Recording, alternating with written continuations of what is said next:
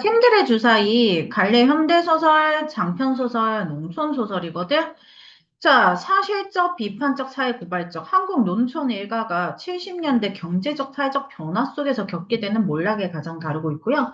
1970년대 산업화 시대 농촌 현실을 사실적으로 묘사하고 있고, 인물, 대화, 내적 독백을 통해서 성격 심리를 효과적으로 제시한다. 토착 자본가인 두식 영감과 도시 자본의 대립 갈등을 통해서 사회 구조적 문제를 보여주는데, 요때 이제 그 농촌에서 원래 돈 많았던 사람들이 약간 고리대금 같은 걸 해가지고 돈을 더 모으고 있을 때야. 근데 도시 자본이 이제 농촌을 잠식해 들어가는 과정에서 이제 두식 영감이 무너져 내리는 모습을 소설은 그리고 있거든. 그래서 도시에게 농촌이 먹히는 어떤 권력 관계가 보이기도 하지만 사실은 그 농촌이라는 그 속에서도 약육강신의 모습이 보인다는 게 네, 굉장히 슬픈 소설이라고 생각을 해주시면 좋습니다. 아, 그래서 이거 설명 조금 하고 필기 시간 드릴게요. 말이다. 어떤 친구가 못 살게 돼서 집 같은 걸 맡긴다고 치자. 너 그거 맞겠니? 안 맞겠니? 그러니까 집을 맡긴다. 그러니까 집을 담보로 돈을 빌린다 소리. 그러면 어떻게 하겠어? 친구가 야, 내 집 담보로 돈 좀 빌려줘 했어. 너 빌려줘, 안 빌려줘? 안 빌려줘? 집 담보 있는데. 집이 1억이야.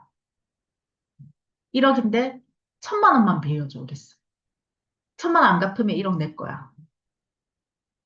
안 빌려줘? 좀 빌려줍니다. 그리고 돈 안 받아요.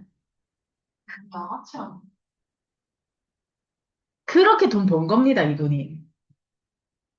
그리고 저는 양아치예요. 이게 상황에 따라 다른데 그 친구가 돈을 빌려달라고 한 이유에 따라 좀 달라지겠죠? 이게 진짜 너무너무 돈이 급해서 그렇게 하면 담보 잡고 돈 빌려주고 돈 받겠죠. 이자도 받을 거예요. 그게 인간관계고 돈의 관계입니다. 친구라고 이자 안 받는 순간 끝이야. 친구라도 이자 받아야 돼. 근데, 예를 들어서 얘가 도박을 했다. 그러면 저는 돈 받아요. 그러니까 돈을 줘요. 집 받아요. 그리고 돈 안 돌려받을 거예요. 얘가 도박을 해가지고 돈을 주잖아, 나한테. 그러면 그 집은 어차피 도박에 날라가. 차라리 내가 가지고 있는 게 나아. 라고 난 생각을 합니다. 케바케겠죠. 근데, 그래서 한영은 대답을 하지 않아, 지금. 할아버지는 이유랑 상관없이 돈 안 받을 사람이거든. 그래서 대번에 할아버지 심증을 알 수 있었나 잠자코 있었어. 할아버지의 질문 의도를 즉시 파악했는데 섣불리 대답하지 않는 신중한 태도가 있습니다. 그리고 한영이가 보면 약간 인간적이고 양심적인 애거든. 근데 얘 사고로 죽어. 그러고 나서 얘 사고로 죽고 난 다음에 두식이 영감이, 한영이가 두식이 영감 손자야. 근데 손자가 사고로 죽어가지고 두식이 영감이 노망이 나버리거든. 그러면서 이 집이 전반적으로 무너져 내리는 거야. 그래서 그 두식이 영감이 지금 이 부분은 두식이 영감이 상당히 돈을 밝히는 모습을 보여주기 위해서 제시된 부분이야. 남이 그런 경우에 집을 맡았다고 하면 너 어떻게 생각할 거야? 잘했다고 생각할 거야? 잘못했다고 생각할 거야? 역시 아무 말 않고 있었다. 방금 전 양아치 소리 들었어. 할아버지랑 똑같은 짓을 했거든. 니까짓 게 뭘 알겠다고 묻는 내가 틀렸지. 너 어서 쌀 두어 마리 퍼가지고 가서 걔네 빚진 돈 얼마고 별리 얼마고 갚은 날짜 언젠지 소상히 알아없나. 춘기를 돕겠다고 명분을 가지고 있지만 이자와 상한 날짜 등 경제적 손해를 따지기 위한 정보를 우선적으로 파악하려는 모습을 보이고 있습니다. 오케이? 자, 일단 필기를 조금 하고 계속 설명할게요. 갑시다. A 파트, 봐봐, A 파트. 지금 사실은 이거 있지, 얘기야. 우리가 요거 딱 세 줄까지만 읽고 시점을 알아야 돼. 시점 뭔 거 같아? 하지만 이렇게 아무도 없으니까 마음이 아프지? 서술, 서술자 시점, 관찰자 시점. 인칭이 안 나오네. 3인칭? 3인칭 작가 시점? 3인칭 관찰자 시점. 둘 중에 하나죠, 3인칭. 관찰자야, 작가야? 관찰자인 것 같아. 일단 3인칭인 건 맞고. 3인칭이라고 생각한 근거가 뭐죠?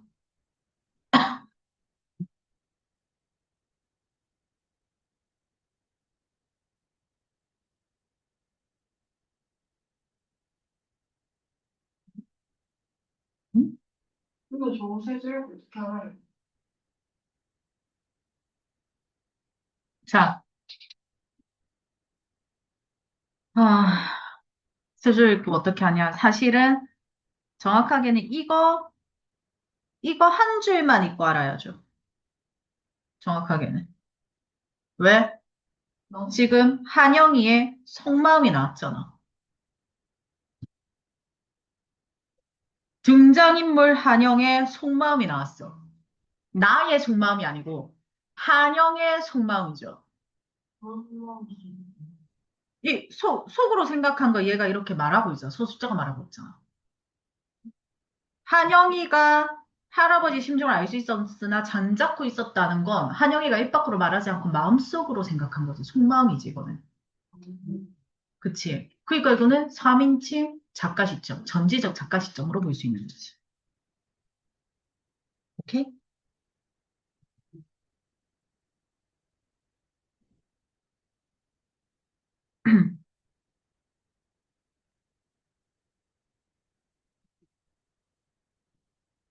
이거 그 소설 시점 파악 못해가지고 고등학교 올라가서 틀린 경우가 상당히 많거든. 선생님, 근데 이상해요. 3인 그 2인칭, 1인칭, 3인칭 할 때 작품 안에 나가 있는지 없는지로 따져보라고 하지 않았어요? 근데 밑에 내려가면 나 있지 않아요? 여기 내 있잖아요, 선생님. 이러거든. 근데 이거 지금 뭐야? 작은 따옴표만 없을 뿐이지. 작은 따옴표만 없을 뿐이지 누가 지금 말하는 거야 속으로 두식이 영감이 속으로 말하는 파트잖아. 그러니까 이거는 인칭이랑 상관없는 파트가 되는 거지 사실. 그 이야기를 내가 이렇게 적어 놓은 거거든. 두식 영감의 시점에서 서술되는 내적 독백 시점이 두식 영감으로 바뀌었어. 그러니까 그 등장하는 등장인물 특정 등장인물 시점으로 바뀔 수 있다는 것 자체가 전지적 작가 시점. 자신의 행동이 충기를 위한 것이라고 합리하고 정당하려는 심리가 직접적으로 제시되어 있다. 체크해 주시면 돼요. 맞지? 돋보기를 끼고 신문을 집어 던지고, 던지면 안 되고, 들었고, 한영이 돌아올 때까지 신문에서 눈을 떼지 않았다. 춘길이에게 다녀온 한영이에게 빚진 돈은 60만 원, 오픈 오리 이자의 변제 날짜는 이달 19날이라는 보고를 받습니다. 춘길이 처한 구체적인 경제적 위기 상황을 보여주는 정보가 있는 거예요. 그래서 지금 충길이는 60만 원을 빌스 줬고 오픈 오리 이자 8푼이지. 이자 몇 퍼센트야? 8푼이 배웠지. 초등학교 때 배웠을 텐데 8푼이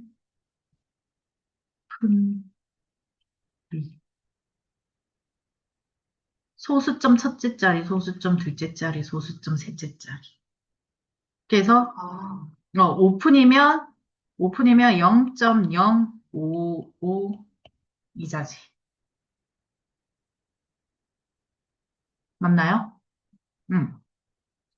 근데 얘가 아가, 이제 얼마나 그러니까 며칠을 빌려주고 이 이자를 받냐의 문제야.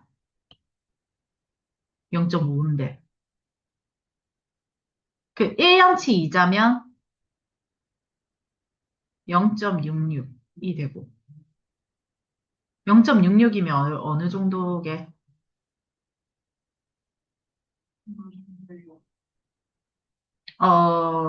이거 지금 퍼센트로 바꿔보면은 이자만 66%. 0.5%로 바꾸면 5.5% 이자죠. 음. 이자 상당히 높은 편이에요, 이 정도면. 사실. 근데 그러니까 얘가 며칠을 빌렸는지에 따라서 좀 다르겠지. 맞지? 변제 날짜는 이달 19내라라는 보고를 받고요. 그리고 변리가 오고 오리? 아니, 장립병 진짜 먹게 비싸고 데인데 장립병 제가 체크했죠. 이거 뭐냐? 가을에 수확할 곡식의 담보로 봄에 곡식 빌리는 거. 그러니까 봄에 보릿고개가 오잖아. 내가 먹고 살아야 되는데 지금 보리가 수확할 때까지 먹을 게 없어가지고 난리가 나잖아. 그러니까 그때 이제 먹을 곡식을 나 가을에 추수하면 줄게 하고 빌리는 거야. 있는 사람들한테. 근데 그렇게 빌린 거에 가을까지, 봄에서 가을까지 6개월 사이에 이자가 엄청 붙어버리는 거지. 그러니까 당시 농촌의 고리대금 문제를 단적으로 보여주는 그 소재가 된다. 그리고 장립변 나오면은 대부분 이 소재다. 오케이? 그런 별일을 물고 뭘 어떻게 감당해 나간다는 거야. 비싸고 어쩌고 할 것 없이 별일처럼 무서운 건 세상에 없지. 대출이 제일 무서운 거다. 라고 이야기하면 경제학적으로 사실 잘못된 거긴 해요. 왜냐면 봐봐. 대출은 무서운 게 맞아. 잘못된 대출은 무서워. 알고 해야 돼, 그래서. 봐봐. 네가 1억을 빌렸어. 근데 봐봐. 오늘의 1억과 10년 전에 1억과 10년 후에 1억의 가치를 생각해보자.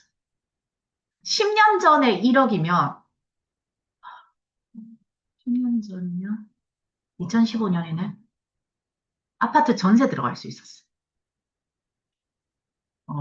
근데 막 큰 아파트는 아니고 작은 소형 아파트, 뭐 18평 이런 아파트 전세 가능했어. 아닌가? 그때도 안 됐나? 어, 부산은 지금 집값이 많이 떨어진 거라서 그렇긴 한데, 엔간하면 이제 좀 가능했고요. 그러니까, 큰 데는 안 되고, 작은 데. 그 다음에, 어, 지금 1억이면 월세 보증금이야. 월세 보증금이야. 1억에 50, 이런 식의 월세가 들어가. 좀 아파트로 들어가려면 1억에 50, 1억에 100, 1억에 150 이런 식으로 들어가거든. 그 다음에 저기 아파트 기준으로 말씀드릴게요. 오피스텔 기준은 더 떨어지거든. 근데 10년 후에 1억이다? 10년 후에 1억이다. 10년 후는 예상해보기 쉽지 않은데, 제가 여태까지 살았던 과정을 예상해보건데, 지금의 한 3천만 원 수준이 되지 않을까.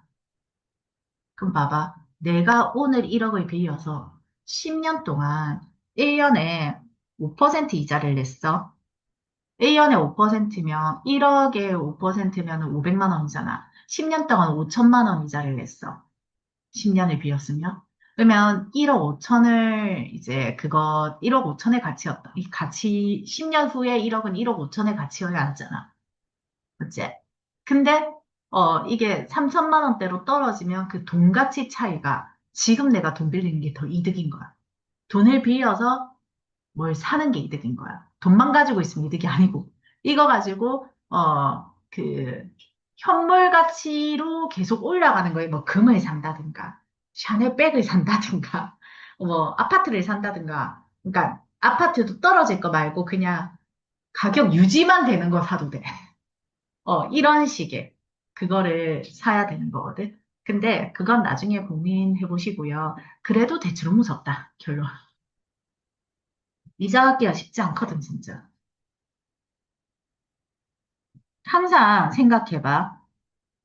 너희가 있잖아. 이건 좀 고민해봐야 돼. 너희가 2천만 원이 없어서 2천만 원을 빌리잖아. 그러면 이 2천만 원을 너희가 갚을 수 있는가를 고민해봐. 지금 2천만 원 없는 놈이 어떻게 해서 2천만 원을 갚을 거야? 2천만 원을 2년 만에 갚으려면 너희가 적어도 이자까지 생각했을 때 한 달에 100만 원씩은 모아야 갚을 수 있는 돈. 상당히 큰 돈이야, 그게. 지금 돈 없는 놈이 한 달에 100만 원 여유가 어떻게 있어? 그러니까 이자까지 쳐가지고 계속 빚만 불어나는 거야. 그러면 너희가 돈을 빌릴 때 정말 돈이 없어서 쓰려고 빌리면 안 돼. 전략적으로 빌려야 돼. 이게 정말 돈이 없어서 쓰려고 빌리면 안 되고, 돈이 없으면 안 쓰고 버텨야 돼. 굶어야 돼. 아니, 진짜야. 아니, 이거는 진짜야. 근데 너희가 돈은 없는데 집을 사고 싶어? 너희가 돈은 없는데 투자를 좀 하고 싶어?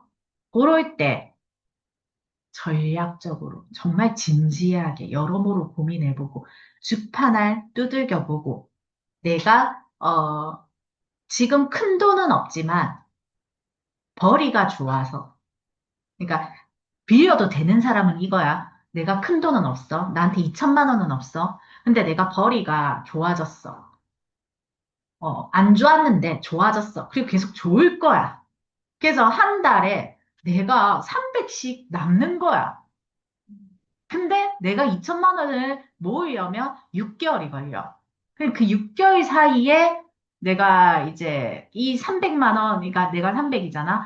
그러면 이 300만 원에 그 2천만 원 추가해가지고, 이 한 달에 남는 300만 원도 투자하고 2천만 원도 투자해가지고 돈을 불릴 생각으로 이렇게 빌리는 것까지는 그래, 뭐, 그럴 수 있지. 이렇게 되는 거. 무슨 말인지 알겠지? 왜냐면 그 이자는, 그 2천만 원에 대한 이자는 결국 이렇게 계산해 보시면 아시겠지만 한 달에 한 10만 원 정도거든. 한 달에 300의 여유가 있는 사람에게 한 달에 10만 원 이자는 감당을 할 수가 있는 수준인 거야. 그렇게 돈을 빌리는 거지. 없는데 돈 빌리면 안 돼. 없는 상황에서 돈을 빌리면 빌리는 돈만 자꾸 늘어나. 진짜 경제가 원래 그렇게 되어 있어. 부익빈. 알로르베 소리. 부익부. 빈이 빈. 오케이? 무슨 말인지 알지? 음. 그거 단어도 있지.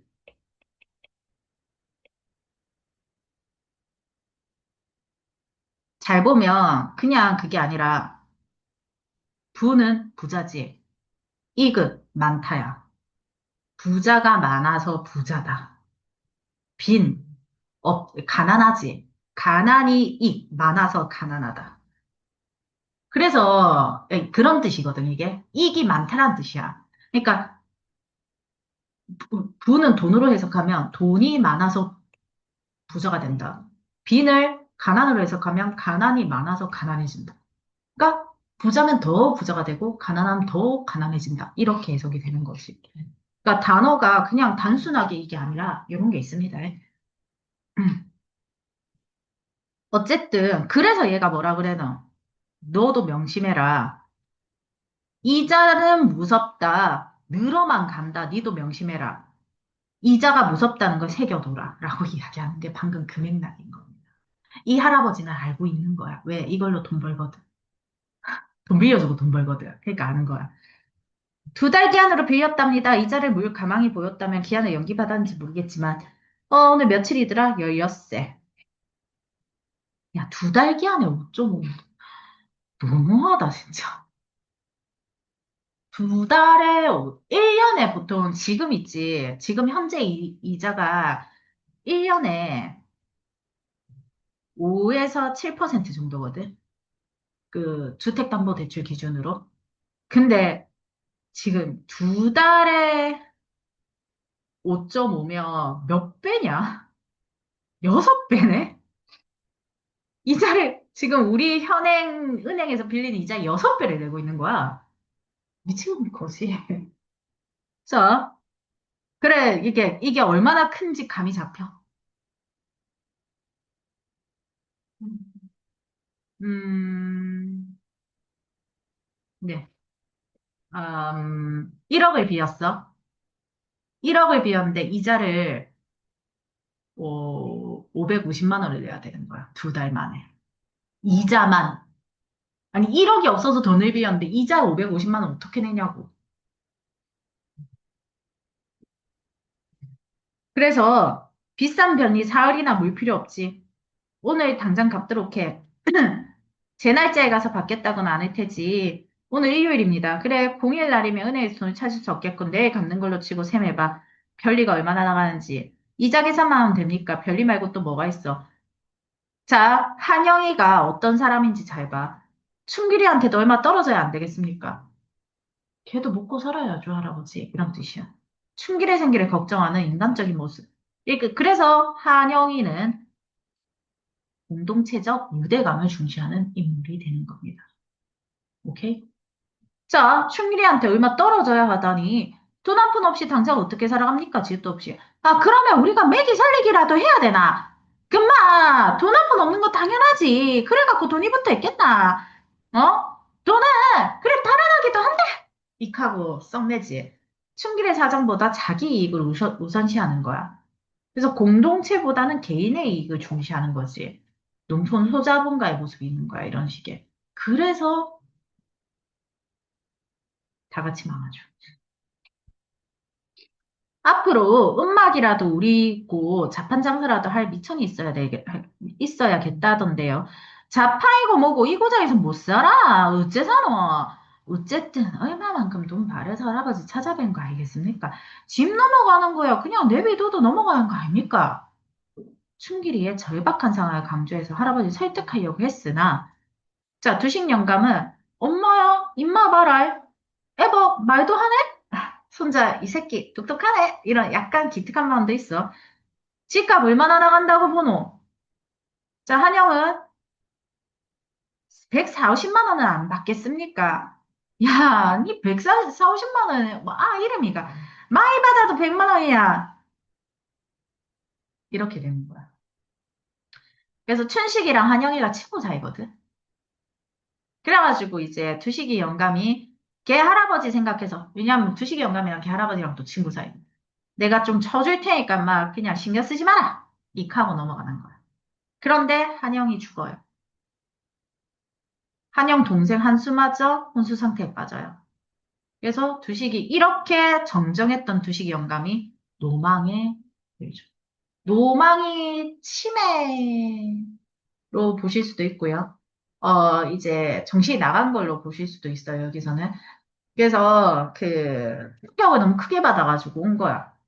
그래서 한수 병원비가 계속 이제 혼수 상태에 있으니까 병원에 계속 들어가지고 공룡을 통해서 두식 영감의 토지를 팔려고 결정을 하게 됩니다. 그런데 이제 누가 나오냐? 도시 자본가인 강 사장이 나와요. 공룡의 얘기를 들어가며 주파나를 튕기고 있다. 강 사장이 손익을 빠르게 계산하면서 어떻게 행동하는 것이 유리할지 따져보는 이기적인 모습의 비유적으로 나타냅니다. 관용적 표현은 습관적으로 다들 이렇게 쓰는 주판을 굴린다, 계산을 한다는 말을 관용적으로 한 게 주판을 굴린다. 이렇게 되는 거고요.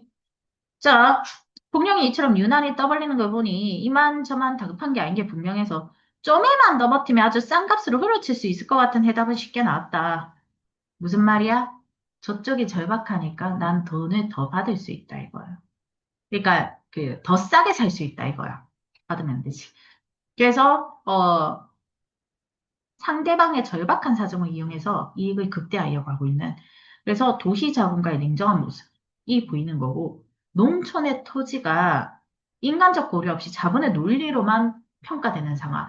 그러니 농촌의 토지라는 것은 단순히 사고 파는 어떤 거래 대상이 아닌데 그걸 그런 거래 대상과 돈으로만 판단하는 모습 이런 게 던져져 있다는 거죠. 자, 시계포를 판다지만 하루 이틀 작자 나설 것도 알고 삐끗한 날 나만 또 애먹게 되는 거다. 송 회장 일인데 내가 이 이상 속태울 필요가 뭐고 중간 보고도 대충 했고 보고서 작성 차이피 이런 것도 문제 이 땅 때문에 아니던가 강 사장은 밑져 본전이다 싶으면서 먼저 매긴 값으로는 안 되겠고요. 아무래도 말이 새 나갈 거고 니도 나도 떼쓸 건데 무슨 수로 막아요. 논보다 1,000원 아래 값으로 떼보세요. 그래서 이전보다 훨씬 불리한 거래 조건을 제시하고 있어. 뭐라고요? 사정이 달라졌다 하나 이럴 수가 있나? 지금 속마음이 또 등장해 있는 거죠. 그래서 저쪽에 달라지는 가격 다 주고 사들이라는 때가 언젠데. 강 사장이 태도가 변했고, 그것에 대해서 지 생각, 공룡이의 생각입니다. 던져져 있고, 도시 자본의 비정함과 기회주의적 속성에 대해서 우리는 이야기하고 있어요.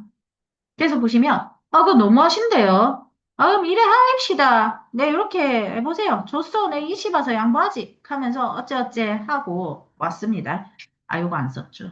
자, 안 보냈죠. 2시간 잠깐 볼게요. 자, 건우가 한영 아버지한테 말합니다. 이미 약점에 잡혔으니 별 수 없다. 자, 이제 도시자본에 경제적으로 종속돼서 이런 불리한 조건을 받아들일 수밖에 없는 농촌 소자본가의 무력한 처지를 이야기하고 있고, 자네 생각대로 하게 하고 한숨 푹 쉬면서 말하죠. 토지 문서 인장을 내놓는다. 도시 자본 거래 조건에 예속돼서 자신들의 중요한 자산을 헐값에 넘기게 되는 농촌 소자본가의 모습을 제시합니다. 농촌 소자본가에게 가장 중요한 건 결국 땅이거든. 근데 결국 그걸 넘길 수밖에 없는. 그래서 토지 문서와 인장은 부친이 방바닥에 널어놓고 있는 걸 집어온 거고, 아니, 그 등등했던 양반이 이걸 갖고 온데도 뭉칠 보고만 계시라고 침통하게 오였다. 이렇게 되죠. 오른쪽에 보시면 산업화에 따른 농촌 사회의 변화에 대해서 이야기를 하고 있어. 1970년대 한국 경제 성장 이면에 농촌 사회의 붕괴가 있었다라는 거고요. 이미 사실은 이제 농촌에는 고리 대금으로 자본을 축적한 소자본가들이 이미 있었어. 그리고 영세 농민의 경제적 우위를 점했고 이익을 우선시했어. 이 와중에 도시 자본이 유입되면서 농촌 토지가 헐값에 계약되고 농촌 소 자본가는 자본 논리만 따른 도시 자본의 거래 조건에 예속되는 하부 기제로 전락할 수밖에 없었다는 거죠. 지방 몰락의 일종을 볼 수 있다는 거였습니다. 됐나요? 자, 그러면 갈게요.